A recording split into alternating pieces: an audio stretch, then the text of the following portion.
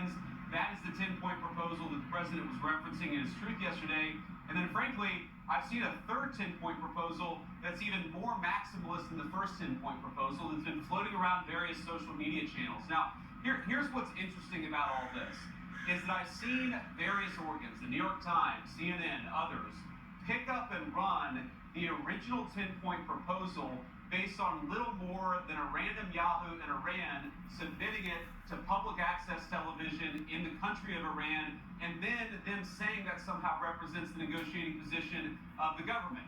It's the equivalent of somebody in, let's say, a Democratic councilman in Boise, Idaho, saying something crazy, the local public access TV picking up that crazy statement, and then the New York Times running that as the position of the President of the United States. It doesn't make an ounce of sense.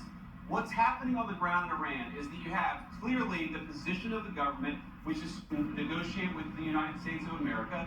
You have the position of the President of the United States, which is to send the negotiators to Pakistan and engage in this good faith negotiation. And then, yes, you have some crazy people at the fringes of the Iranians who are leaking anonymously either for propaganda purposes or because they're embarrassed or because they don't like what happened.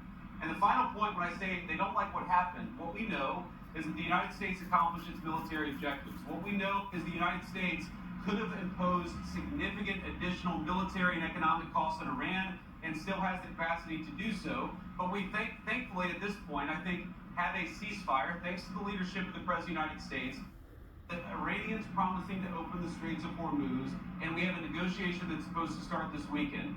That's the truth. I think it's a good first step. We're going to see if we can make more progress here in the days to come. Can I ask you about Lebanon? Go ahead, yeah. There seems to be a disagreement about whether Lebanon was included in this proposal. And the Speaker of the Parliament, who you're going to sit across from the table from in Islamabad, has just said that he thinks negotiations would be unreasonable while the war is ongoing. So would you ask Israel to hold off strikes to allow some space for these talks? Well, first of all, I know there's been some conversations between the Israeli